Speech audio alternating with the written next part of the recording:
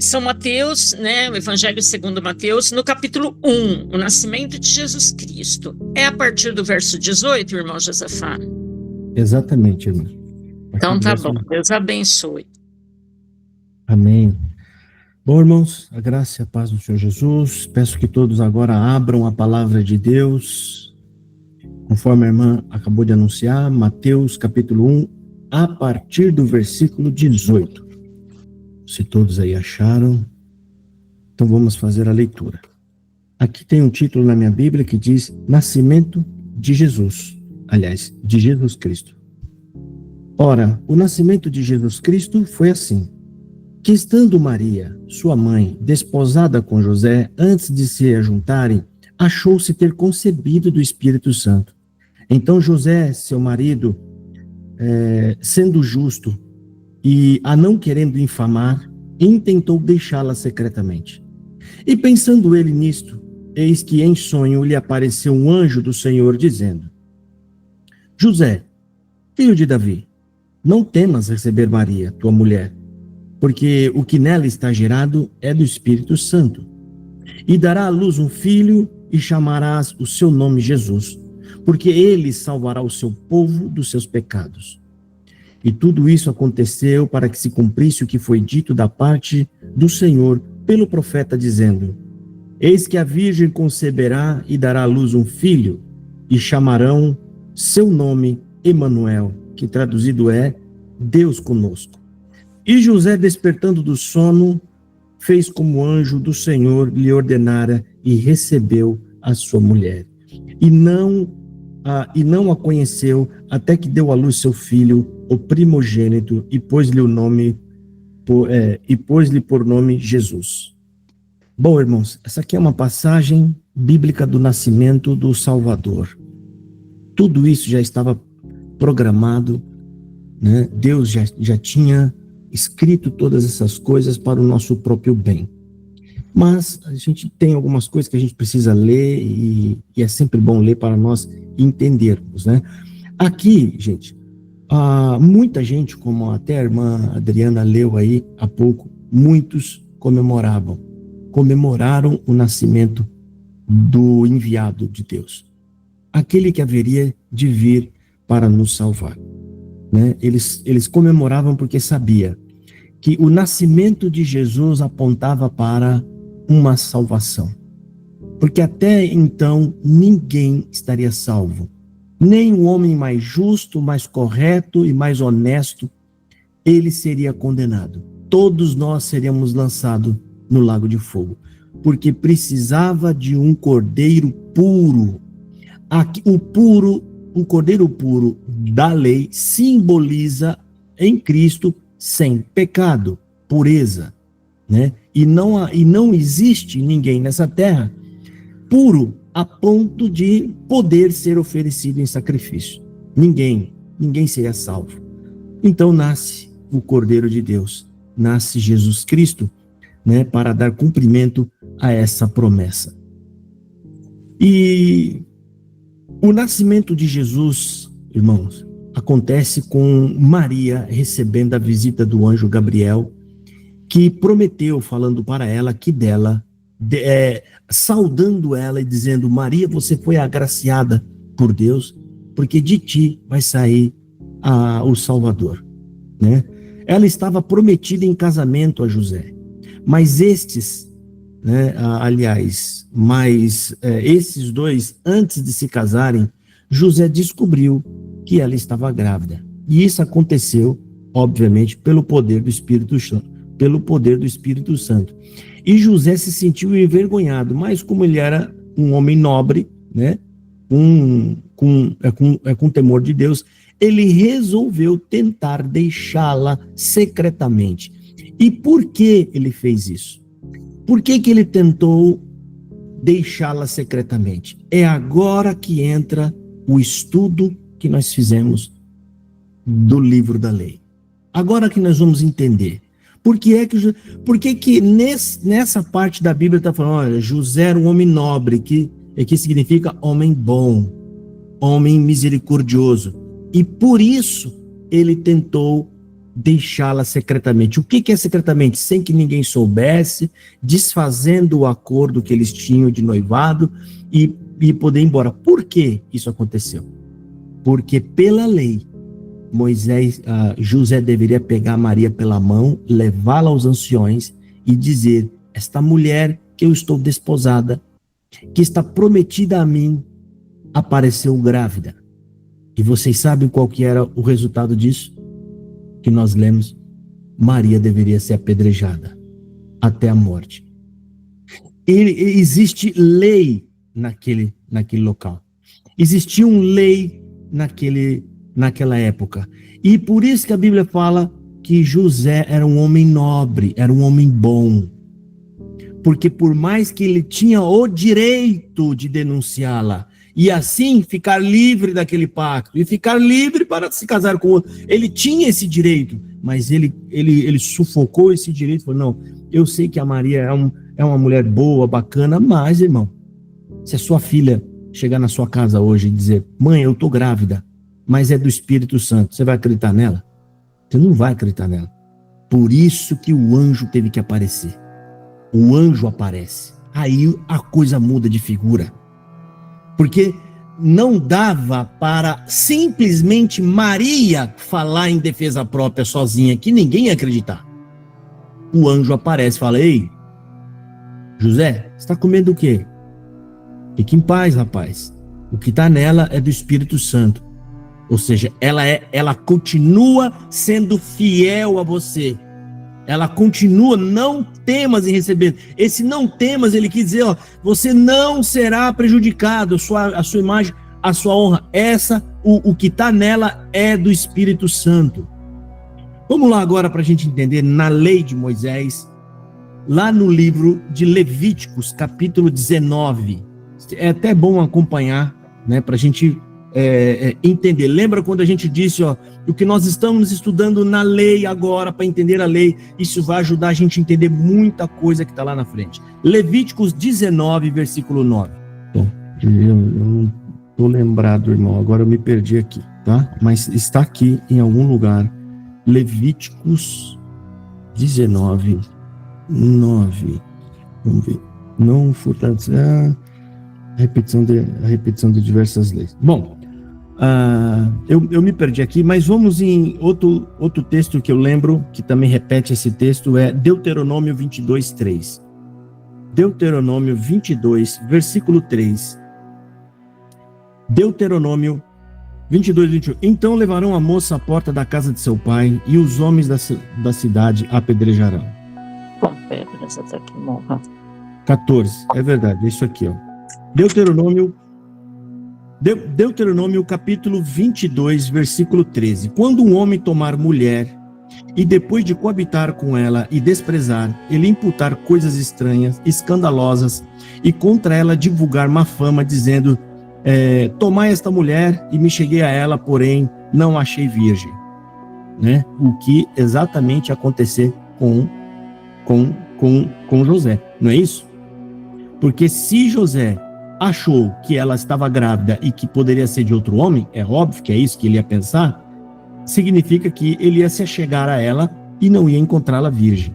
Então o pai da moça e sua mãe tomarão os sinais da sua virgindade da moça, que significa eles eram obrigados a ter um pano branco quando fosse deitar na cama, levá-lo-ão ao ancião da cidade à porta, e o pai da moça dirá aos anciões: eu dei minha filha por mulher a este homem, porém ele a desprezou.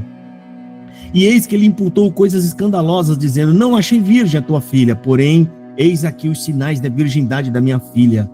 E estenderão a roupa diante dos anciões da cidade. Então os anciões da mesma cidade tomarão aquele homem e o castigarão. Isso aqui é no caso do homem estiver difamando, ou seja, ele disse uma coisa que não é verdade. Ele disse uma coisa que é mentira. E no caso que for verdade? E no caso em que a moça realmente não é mais virgem? Pior, não precisa nem olhar o sinal, ela aparece grávida. Já pensou? A moça aparece grávida.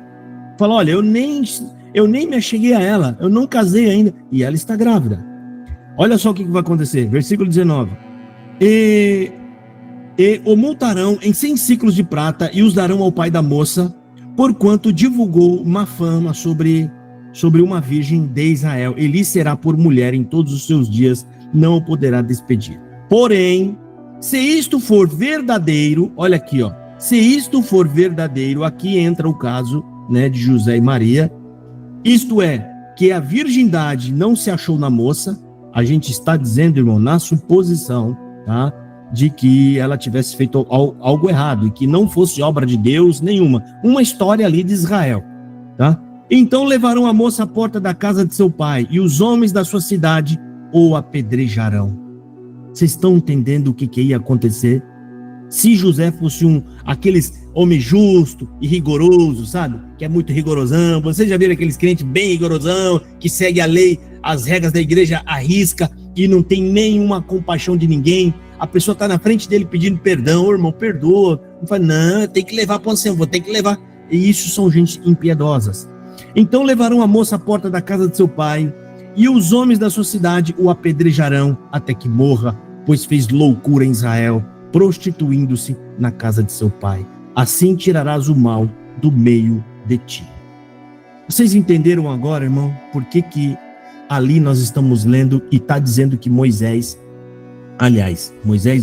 José era um homem bom e piedoso, e para não infamar, ou seja, para não criar essa fama nela, e obviamente com essa fama ela deveria ser apedrejada, por isso que ele tenta deixá-la secretamente. Ele era um homem bom, né? Então José, seu marido, sendo justo e não queria infamar, intentou deixá-la secretamente. É o que está escrito aqui na passagem, tá? Então, irmão, ele foi um homem piedoso. Ele tentou não prejudicar Maria, só que ele não sabia que o que estava nela não era de homem algum. Ela era uma moça ainda virgem, santa, né? E o que estava nela foi produzido por obra do Espírito Santo, obra de Deus. Então, ali estava o nosso Senhor, o nosso Redentor, sendo gerado, né, no ventre de uma virgem, para cumprir a promessa que nós acabamos de ler aí, né? Que está lá em Isaías. Lá no livro de Isaías está dizendo assim: portanto, o mesmo Senhor vos dará um sinal. Eis que a virgem conceberá e dará à luz um filho, e chamará o seu nome Emanuel. Está escrito isso, exatamente isso, lá em Isaías. Portanto, irmão, tudo está cumprindo de acordo com a vontade de Deus. Todas as coisas estão andando para o progresso da vontade de Deus. E várias outras passagens bíblicas aqui neste momento, né, vários relatos já vêm acontecendo, anunciando o nascimento de Jesus. Lucas capítulo 1, versículo 26, está falando: o anjo Gabriel anuncia a Maria que ficará grávida por obra do Espírito Santo. Em Mateus 1,18 também José tem um sonho, ele recebe a mensagem que o filho se chamará Jesus. E assim também em Lucas capítulo 2, anjos aparecem aos pastores e anunciam que o Messias nasceu em Belém. Nasceu. Sabe o que isso significa, irmão? Aquele Deus que ninguém podia olhar no rosto dele. Moisés queria olhar, mas não podia, porque no dia em que ele olhasse na face de Deus, ele morreria. Que ninguém podia olhar. O que acontece? Olha a sabedoria de Deus. Deus vem, ele desce do céu e vem morar conosco, através da imagem de seu filho. Por isso Jesus fala para Felipe, é uma outra parte que, né, vai ter uma pregação mais futura sobre isso, aonde Jesus fala para Felipe: Felipe, como assim mostra-me o Pai? O que Jesus estava dizendo ali? Que as falas de Jesus, o discurso de Jesus, o modo com que Jesus fala é exatamente igual àquele Jesus, aquele Deus escrito na lei, no momento em que Deus falava com o povo, no momento em que Deus orientava o povo, é a mesma fala. Por isso Jesus fala: como assim, Felipe? Você pede para mostrar o Pai, você não está vendo que sou eu? Jesus fala o tempo inteiro: confia em mim. Aquele que estiver comigo estará seguro. Eu vim para resolver o problema de vocês. Eu sou aquele que conserto tudo o que vocês fizeram de errado. Então, irmão, Jesus precisa vir à terra, Deus descendo para vir morar conosco, que é o significado da palavra Emanuel, como diz na própria escritura, que fala, Emanuel significa Deus conosco. Deus desce no meio dos homens pecadores. E o pior de tudo isso, irmão, ele com toda a sua glória e com todo o seu poder, ele se submeteu aos homens. Qualquer homem ímpio, esdrúxulo, pequeno, poderia ter cuspido nele enquanto ele caminhava para o Calvário. Pessoas zombavam, xingavam ele, cuspiam, porque entenderam e acreditaram nos sacerdotes de que aquele homem era uma maldição. Ele precisava morrer para que a maldição não pegasse Israel. Esse é o sinal do maldito que fala lá em Moisés. Maldito, vocês lembram quando o homem fez algo maldito e escondeu lá um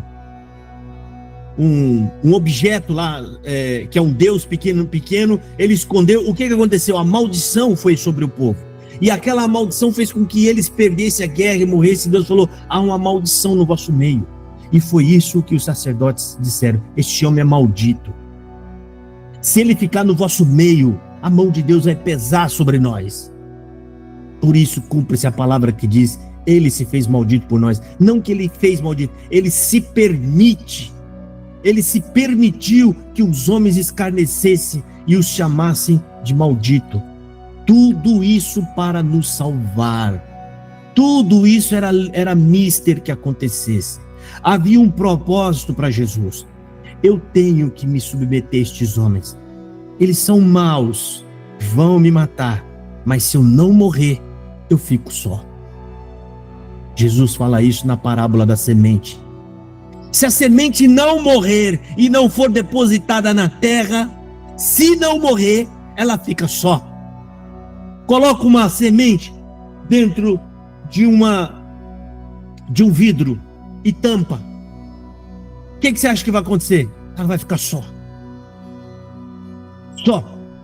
Para sempre. Vai apodrecer, vai estragar. Agora mata, quebra ela, parte ela no meio, quebra ela e enfia ela na terra para você ver o que vai acontecer. Foi isso que fizeram. Mataram Jesus Cristo e o puseram no seio da terra. E para que hoje a palavra dele continue produzindo frutos e produzindo filhos e mais filhos e mais filhos para a glória de Deus. Mas Jesus Cristo precisava nascer no ventre de uma mulher virgem.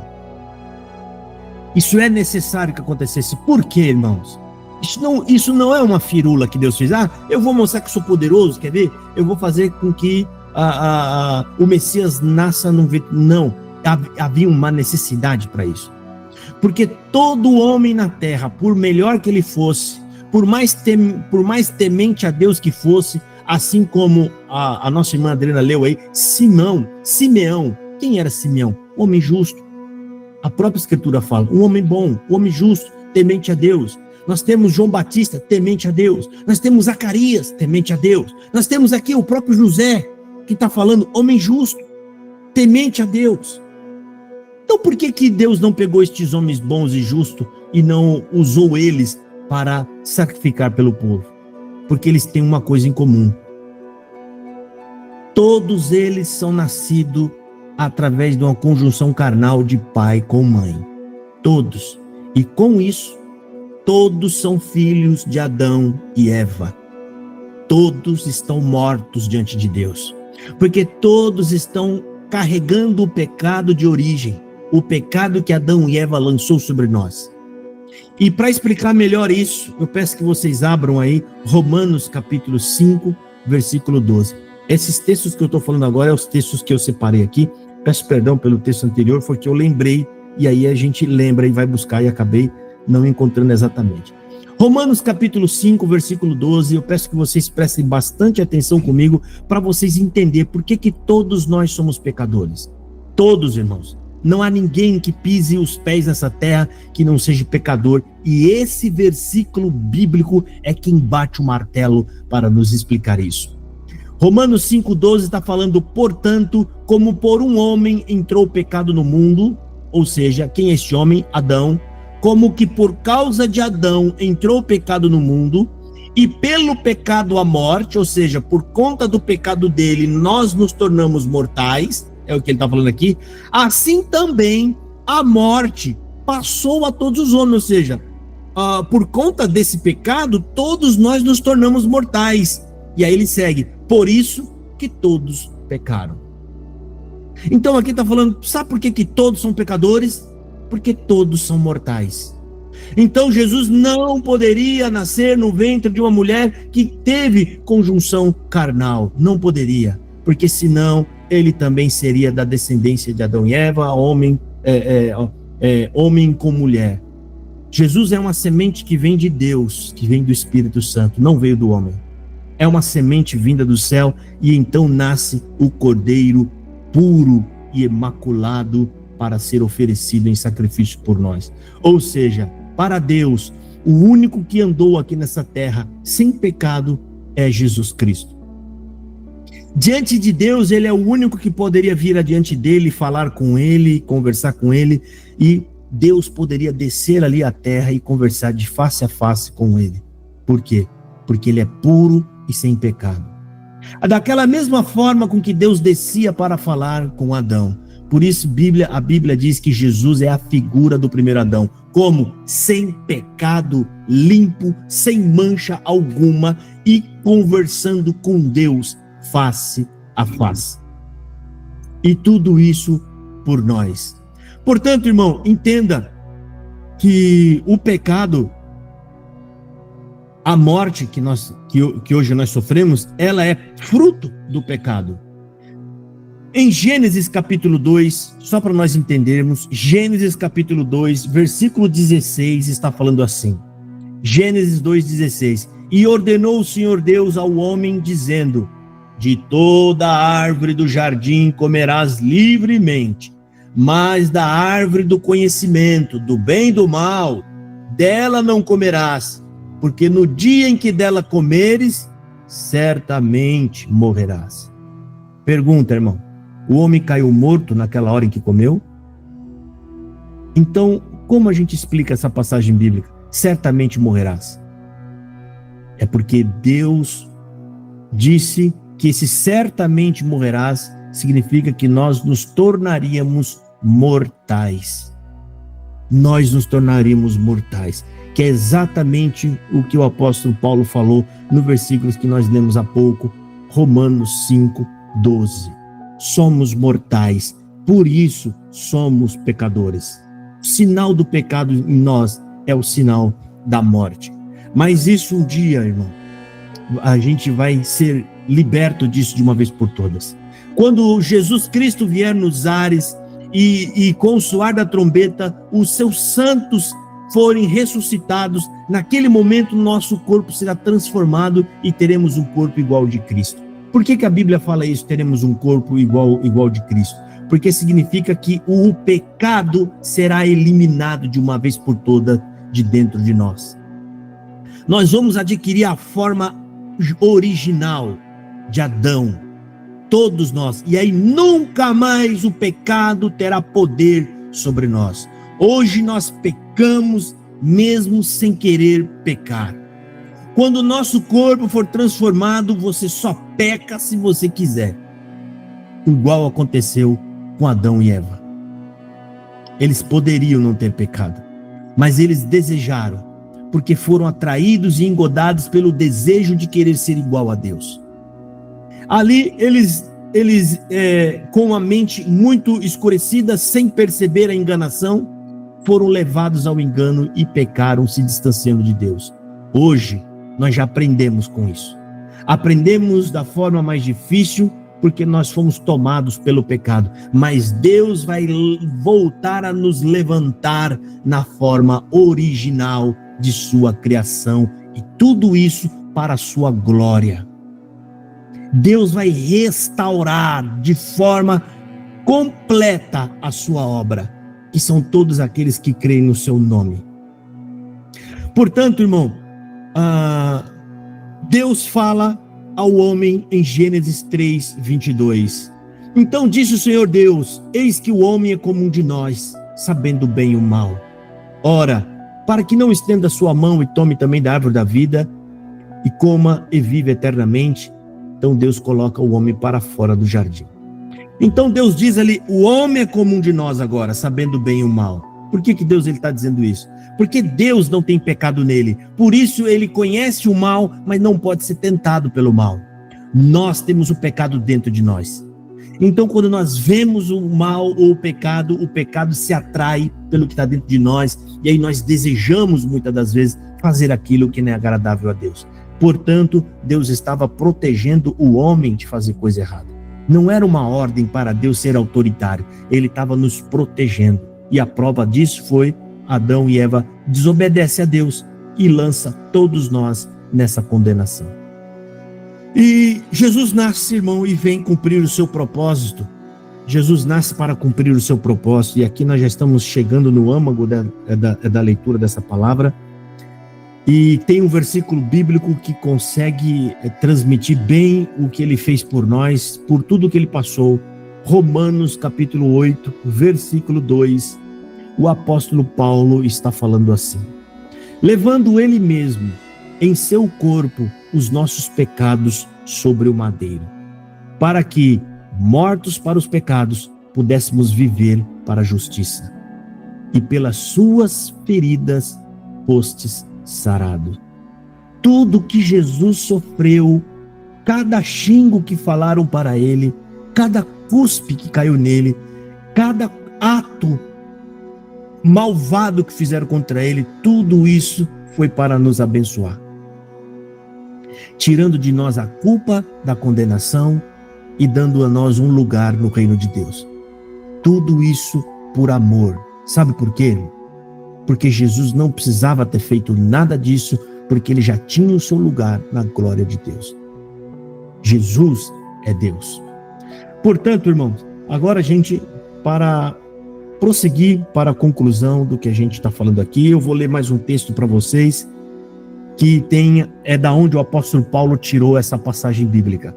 Todas essas passagens bíblicas do apóstolo Paulo, ele não fala de si próprio, ele está sempre falando embasado na escritura daquela época. A Bíblia daquela época era o livro da lei, era a Torá. E isso está lá em Isaías 53.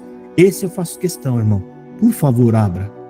Isaías 53, do versículo 1 ao versículo 8. Nós vamos ler. Porque do versículo 1 ao versículo 8. Quem deu crédito à nossa pregação? E a quem se manifestou o braço do Senhor? Porque foi subindo como renovo perante ele, como raiz de uma terra seca, não tinha beleza nem formosura. E olhando nós para ele, não havia boa aparência nele para que o desejássemos. Era desprezado, e o homem mais rejeitado entre os homens, homem de dores, e experimentado nos trabalhos, e como um de quem os homens escondiam o rosto, era desprezado, e não fizemos dele caso algum. Verdadeiramente ele tomou sobre si as nossas enfermidades, e as nossas dores levou sobre si, e nós o reputamos por aflito, ferido de Deus e oprimido. Mas ele foi ferido por causa das nossas transgressões e moído por conta das nossas iniquidades. E o castigo que nos traz a paz estava sobre ele, e pelas suas pisaduras fomos sarados. Todos nós andávamos desgarrados como ovelha, cada um se desviando pelo seu caminho, mas o Senhor fez cair sobre ele a iniquidade de todos nós. E foi oprimido e afligido, mas não abriu a sua boca. Como um cordeiro foi levado ao matadouro, e como a ovelha muda perante os seus tosqueadores, assim ele não abriu a sua boca. Da opressão e do juízo foi tirado. E quem contará o tempo de sua vida? Porquanto foi cortado da terra dos viventes, pela transgressão do meu povo ele foi atingido. Essa é a parte mais... a gente tem dificuldade de dizer. Isaías, escrevendo isso, deve ter escrito isso com o coração cortando, porque aqui está descrevendo como ele era pobre, simples, homem sem beleza nenhuma, talvez feio, e por conta de tudo que aconteceu com ele é quem vem a nossa paz. Ou seja, irmão, Eu não sei qual é a palavra que diz que a gente tem que se alegrar com algo que a gente não devia se alegrar. Ou seja, infelizmente, nós temos que nos alegrar com uma desgraça que aconteceu na vida de um homem justo. Olha que situação que a gente se encontra. Como assim eu preciso me alegrar com a desgraça que veio na vida de um homem justo, um homem bom? Mas nós temos que nos alegrar, nós temos que engolir isso. A culpa é nossa, a culpa é toda nossa. Como você consegue se alegrar, irmão, com a morte de um homem justo? Tenta você imaginar. Alguns podem até se alegrar quando descobre que um bandido perigoso do seu bairro foi preso ou às vezes morto. Faz mais sentido você se alegrar com isso, porque vocês vão se sentir mais seguro. Mas nós que entendemos quem ele é, e sabemos que é um homem bom, um homem que só fez o bem, um homem que curou as pessoas, um homem que ajudou eles a interpretar a lei, mesmo nós sabendo quem ele é, nós temos que nos alegrar com a desgraça que veio sobre ele. É uma situação difícil, mas isso é para Deus mostrar como ele trabalha de modos que a gente não imagina. Não imagina. Eu acredito que se alguém viesse, se a gente não conhecesse evangelho nada e alguém viesse contar, né, mais ou menos por cima, que Deus vai salvar o mundo através da morte de uma pessoa boa, a gente vai dizer, isso é loucura. Que é isso? Que negócio é esse? Como você pode chamar de Deus uma pessoa dessa? Mas esse é o caminho para a nossa salvação. E por isso que nós vamos caminhar nesse caminho até o fim, batendo no nosso próprio peito e dizendo, Senhor, perdoa, a culpa foi minha. E você dá mais um passo, Senhor, perdoa, a culpa foi minha. Perdoa, Senhor, a culpa foi minha. Andando e lembrando do que ele fez, esse é o caminho, irmão. Essa é a nossa dor. Né? É isso que Deus estampou na nossa frente, por conta de tudo que nós fizemos contra ele. Um homem misericordioso e amoroso teve que morrer em nosso lugar. Por isso Isaías está falando isso. Quem creu no que nós pregamos? Quem poderia ter imaginado que o poder libertador do Eterno seria dessa forma? Quem poderia ter imaginado? Ninguém. O servo cresceu diante de Deus, pregando a palavra e anunciando a salvação.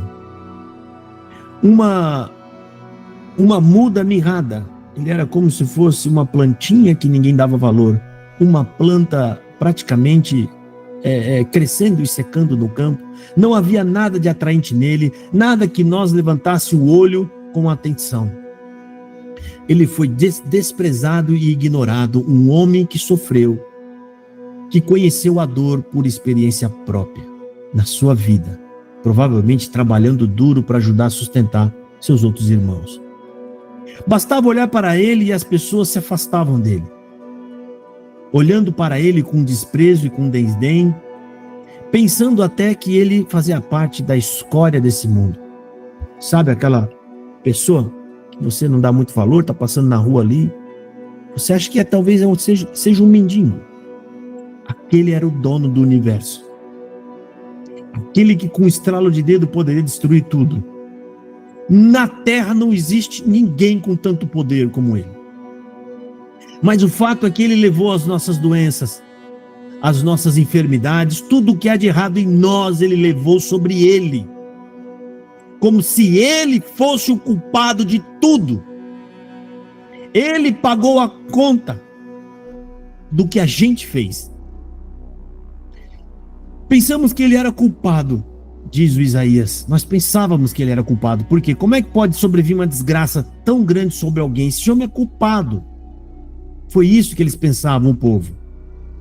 Os anciões e os sacerdotes são homens entendidos. Se eles estão dizendo que esse homem é maldito, ele é maldito. Pois Deus o estava castigando. Foi isso que todos estavam pensando. Deus está castigando esse homem. Mas foram os nossos pecados que caíram sobre ele, que o feriram. Dilaceraram e esmagaram ele. Foi a nossa culpa, não a dele. Ele é tão santo e tão puro que a morte dele cobriu o pecado de todo mundo, de todos nós. Não há um que o sangue de Jesus não seja suficiente para colocá-lo em santificação diante de Deus. Se hoje você é santo, irmão, não é pelo meu e nem pelo seu esforço, é pelo sangue de Jesus Cristo que nos purifica. Ele nos coloca em santidade diante de Deus. E ele recebeu o castigo. E isso é o que nos restou: confessar que foi a nossa culpa. Por meio das feridas dele, nós somos curados. Somos como ovelha que desviavam-se e que estava andando perdido pelo caminho. Cada um de nós fazia o que queria, andava do jeito que queria, desobedecendo e aborrecendo a Deus cada dia mais. Quanto mais você se afunda no pecado, mais a gente estava machucando a Deus. Os nossos pecados ofendem a Deus, cada um escolhendo o seu próprio caminho e caminhando para a afronta, ao combate contra Deus no final de tudo. E sobre ele o nosso Deus descarregou todos os nossos pecados em cima dele. Tudo que nós fizemos de errado. E ele foi afligido e torturado por nossa culpa. Mas ele não disse uma única palavra. O justo não se defendeu. Sabe por quê, irmão? Porque ele sabia que precisava morrer. Ele sabia que precisava padecer tudo aquilo para nos salvar. Volto a falar, quando Jesus fala da parábola da semente, ele fala que eles não queriam que ele viesse para Jerusalém para matar. Ele falou assim: se eu não morrer, eu fico só. Como só? Ele vai embora só, não leva ninguém a Deus. Fico só. Mas se a semente morre e cai na terra, ela dá fruto. Ela dá árvore, e essa árvore dará muitos frutos. Portanto, irmão, nós somos frutos da árvore chamada Jesus Cristo. Cada fruto desse, ele aparece para o louvor e a glória de Deus. Sabe quando você chega num pé de manga e você vê aquela manga linda e você tira ela e chupa e ela está deliciosa e você sente vontade ali de agradecer aquilo. Às vezes você nem lembra disso, mas você acha tão lindo, tão gostoso o fruto que aquilo merece ser louvado. É isso o que é a glória a Deus. Cada um que é salvo, cada um que se ajoelha depois de ser salvo, clamando misericórdia, agradecendo a Deus e entregando sua vida para o louvor de Deus, isso tudo é fruto para a glória de Deus. Frutos gordos, grandes e saborosos que os anjos veem e se deliciam, dando glória e honra a Deus. Porque só Deus poderia operar uma tão maravilhosa salvação. E como ovelha, ela foi o nosso salvador para o matadouro, como um cordeiro indo para os que tosqueavam. As ovelhas vão sem ninguém, aliás, sem reclamar nada, porque sabe, ela já entendeu que aquilo ali é o caminho dela. É isso que ela tem que fazer. E ele fez isso em silêncio. A justiça falhou e ele foi levado. Alguém de fato sabia o que estava acontecendo? Será? Lógico que não. A justiça não falhou dos homens, porque era mister que tudo aquilo acontecesse. Morreu sem pensar no próprio bem, golpeado e sangrando pelos nossos pecados até inspirar. E é por isso que hoje esse povo está reunido aqui. Essas pessoas que estão aqui nesse culto não vieram aqui por conta do Josafá, do Cristiano, do Josué ou da irmã Esther. Todos estamos reunidos aqui em volta de Jesus Cristo e em volta de Deus. Estamos aqui para louvá-lo. Estamos aqui para agradecê-lo por essa salvação maravilhosa. Cada um tem uma vida, cada um está em um lugar diferente, cada um tem a sua cultura, o seu jeito de vida, mas todos nós concordamos nisso. Somos pecadores e fomos salvos por Jesus Cristo. E esse evangelho está operando no mundo, em diversos outros lugares. É uma coisa que acontece quando ele te pega, você não quer largá-lo mais. E é isso que está acontecendo aqui. estamos aqui em volta do Evangelho, grudado no Evangelho. Queremos ouvir todo dia mais sobre o Evangelho. Nós queremos entender cada vez mais a vontade de Deus e esse Evangelho maravilhoso que agora deu para nós esperança. Que esperança? A esperança que depois da morte teremos vida em abundância. Vida para sempre. E só para nós entender, irmãos, agora voltando aqui na explanação, para nós entendermos, estamos na época de Natal, como a irmã falou, comentou alguma coisa sobre isso, sobre o nascimento de Jesus. Irmãos, entenda, a palavra Natal, né? Eu acho que vocês sabem o que quer dizer, mas está querendo dizer nascimento. Vocês já ouviram falar na palavra pré-natal? Já ouviram falar? Está querendo dizer pré-natal, quando a mulher vai fazer o pré-natal, são exames que são feitos antes do nascimento. Natal, nascimento. Vocês já ouviram falar cidade natal? Qual é a sua cidade natal? Você vai falar a cidade que você cresceu? Não, você vai falar a cidade que você nasceu. A cidade que você nasceu. Natal significa nascimento. Então, quando a gente deseja um Feliz Natal, nós estamos desejando que aquele dia abençoado seja feliz, que é o dia do nascimento de Jesus Cristo. Não importa qual seja o dia, ninguém sabe o dia. Mas o que importa é que seja comemorado. De alguma forma, seja comemorado. Não precisamos fazer exatamente como eles fazem, mas se você tiver condição, meu irmão, ajunta um povo em volta da sua mesa, coloca uma bela comida para que eles possam ficar alegres e contentes.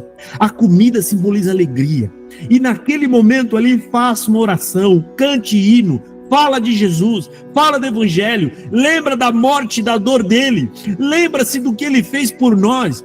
Isso é assim que nós comemoramos o Natal, lembrando de Jesus, falando de Jesus.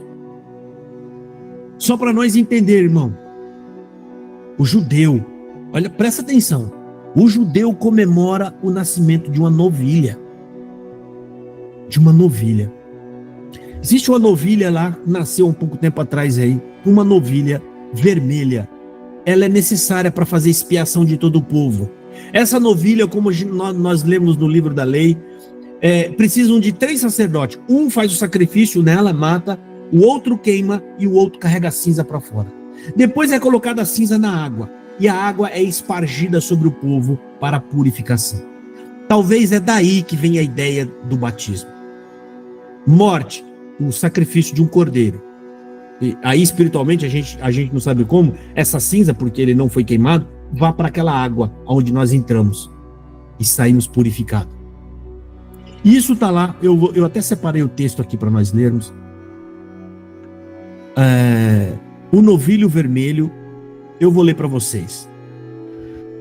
Falou mais o Senhor a Moisés e a Arão dizendo: este é o estatuto da lei que o Senhor ordenou, dizendo: dize-lhe aos filhos de Israel que te traga uma novilha ruiva, que não tenha defeito e sobre a qual não tenha sido posto jugo. Lembra-se, novilha ruiva, que aqui pode ser vermelha, que não tenha sido colocado jugo algum. E a dareis a Eliezer, o sacerdote, e ele a tirará para fora do arraial, e a degolar-se-á diante dele. E Eliezer, o sacerdote, tomará do seu sangue com o seu dedo, e dele espargirá para a frente da tenda da congregação, ou seja, purificando o santuário, em primeiro lugar. Então queimará a novilha perante os seus olhos, e o seu couro e a sua carne e o seu sangue com o seu esterco se queimará. O que ele está querendo dizer aqui? Não vai tirar nada dela, vai queimá-la inteira, com tudo. Então o sacerdote lavará as suas vestes, porque ele se sujou de sangue. E banhará sua carne na água, e depois entrará no arraial, e o sacerdote será imundo até a tarde. Então, também o que a queimou levará suas vestes com água, e a água banhará sua carne, e imundo será até a tarde.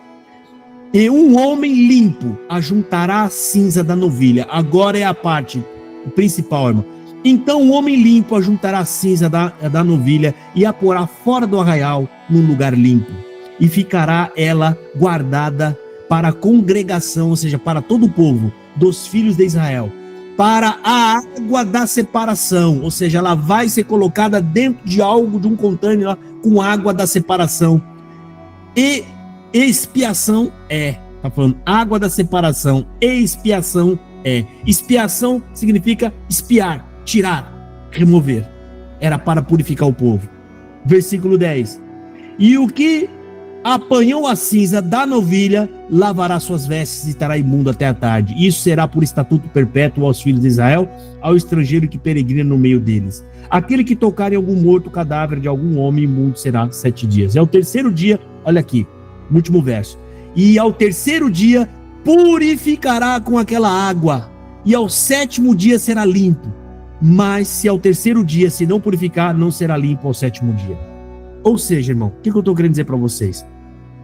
Aqui está apontando para Cristo, né? Eles comemoram o nascimento de uma novilha.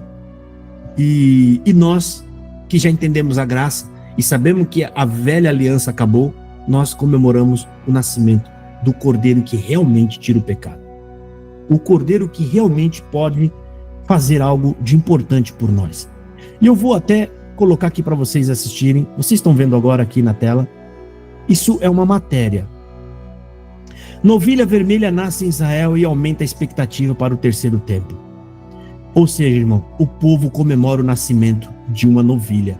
Os judeus que se prepararam para a construção do terceiro templo em Jerusalém anunciam nessa terça-feira o nascimento da esperada novilha vermelha.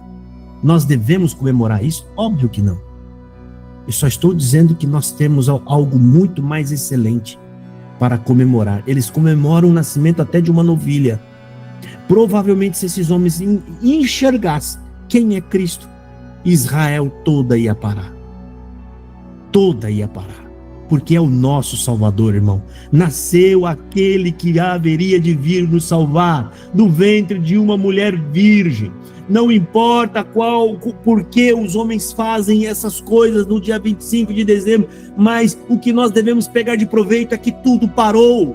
Você tem a chance de estar reunido com parentes e com amigos, e você terá a oportunidade de lá no meio deles inserir o evangelho, falar da salvação, jogar a semente ali naquele momento, naquele meio. Alguns estão ali por causa do Papai Noel, outros por causa dos presentes, mas ninguém pode deixar de te ouvir quando você falar de Jesus Cristo, porque esse é o verdadeiro propósito dessa data.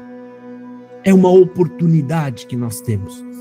É uma chance, um momento único que nós devemos aproveitar em todos os momentos para falar da vinda, da vida e da morte do nosso Salvador. Em todo momento. Esses dias mesmo, agora atrás, eu estava na festa das Mães de Azul, que a gente fez para as crianças, principalmente crianças especiais e crianças carentes, né? Eu não comemoro esse Natal igual eles comemoram aí, com festa, com cara, não, né? Mas eu não ignoro a data. E sempre que possível, não consigo estar mais do que eu falo de Jesus, eu falo da graça. E aí estava um grupo numa mesa, criança, e eu fico andando no salão o tempo todo para perguntar, tá tudo bem, como é que tá? Aí eu encostei ali conversando com um garoto, ele é autista, 16 anos, o Simon, e aí entrou a conversa, ele gosta do anjo Gabriel, mas não sabe muita coisa. Eu comecei a conversar com ele, aí ali já chamou mais minha atenção, eu já fiz umas perguntas da Bíblia para ele, Gabriel apareceu para quantas pessoas, ele falou para... Aí ele já ficou todo oriçado, gostou, e a conversa vai, a conversa vem. E eu fui falando de Jesus, e a mãe dele ouvindo também, e eu prometi levar uma Bíblia para ele na casa dele. Inclusive a irmã Pedra, né, no seu coração, falou, não, eu vou dar a Bíblia, irmão Zafá, tá bom. E eu pesquisando a Bíblia, comprei 2. Ela mandou o dinheiro para comprar uma, eu comprei outra para minha criança. E essa daqui.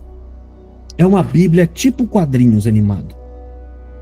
Aqui tem o Evangelho. Aqui vai falar de Jesus, da morte e da salvação. E minha filha está lendo. Gostou. Toda noite ela lê. Deus opera, irmão, em coisas simples que você faça. Para o Evangelho, Deus entra numa vida e pode transformá-la de uma vez por todas. Às vezes o que o pai e a mãe fala, não vai ter tanto efeito do que aquela palavra que você falou. Aquele livro que você foi lá entregar. E eu levei lá pro rapaz e ele ficou todo contente. Filmei pra irmã Pedra, mandei pra ela. O menino ficou todo contente, ficou alegre, recebeu, ele viu a Bíblia pesada. Isso aqui é pesado porque o material aqui é de qualidade. Então é pesada. E a gente dá a Bíblia e eles não lê. Não tem figura. Muito grosso. E ali tem algumas passagens principais da Bíblia com figura e em forma de quadrinhos. E estão lendo, e a minha filha já estava me fazendo perguntas. E é óbvio que eu fiquei todo feliz. Abriu a porta para eu falar para ela das coisas. Falar, conversar. Né? Como eu já falei outro dia de Jesus com ela, ela chorou. Chorou, e naquele dia Deus me fez saber. Hoje entrou o evangelho nela, ela entendeu. Criei uma conjectura de um garoto. Ela ia ser atacada por um homem mau, adulto, e de repente entrou um garoto na frente dela e falou: corre, Maria, que eu vou ficar aqui. Eu vou segurar ele, mas eu não vou deixar ele te fazer mal. E ela correu. E aquele homem pegou aquele menino, brigou com aquele menino e acabou matando aquele menino. Mas ela escapou. Eu estou resumindo. Eu falei: sabe quem é esse menino? A minha filha falou: não sei, pai. É Jesus. Ele entrou na frente do gigante que era a ira de Deus para te salvar, e nos salvou. E a minha filha chorou, irmão, chorou naquele dia. Eu vi chorando ali, né? E eu fiquei feliz porque é um sinal de que entrou, né? Ela entendeu o conceito básico, irmão, do evangelho. Ele morreu por mim. Essa é a mensagem principal do evangelho que nós devemos levar. Ele morreu por mim. Ele é o meu herói. Ele me salvou. E por ele eu estou vivo. Portanto, irmão, toda a oportunidade, não perca. Isso está escrito na Bíblia. Pregue a palavra, instes a tempo e a fora de tempo. O apóstolo Paulo está falando a qualquer lugar e em qualquer momento, porque essa é a nossa função, falar, e o Espírito Santo é que faz a parte dele em agir, irmão, para quebrar o coração de pedra, o coração duro, para que ele possa trabalhar naquele coração. Portanto, irmão, nessa explanação de hoje foi para mostrar ao mesmo tempo a importância de Jesus, da sua morte, mas também do seu nascimento. Uma coisa não dá para ficar desconexa da outra. Não dá, irmão. Só os maus ficam tristes com o nascimento de um guerreiro. Só os maus que enfrentam aquele... Quando nasce um guerreiro, logo ele vai ficar assustado. Nasceu o guerreiro, logo esse guerreiro cresce e vai vir acabar com a gente. Então quem deve ficar assustado e ficar com raiva do nascimento de Jesus são os maus, não os bons. Os bons se alegram. Os bons se alegram. E infelizmente, nós também temos que nos alegrar com a desgraça que veio sobre a vida dele, porque é por essa desgraça que veio a paz de Deus para cada um de nós. Essa é a mensagem de hoje. Deus abençoe a todos. Eu volto aqui para a nossa irmã Adriana, irmãos. A irmã Esther, me perdoe. Amém. Coisa lá. Então, dando prosseguimento ao culto, agora nós precisamos agradecer. A irmã Marli levantou a mão, irmã? Eu não sei, então, se a irmã Marli quiser fazer oração, pode fazer, irmã. Não, eu só queria falar que a gente estava, fizeram a gente ter aversão por essa data, né?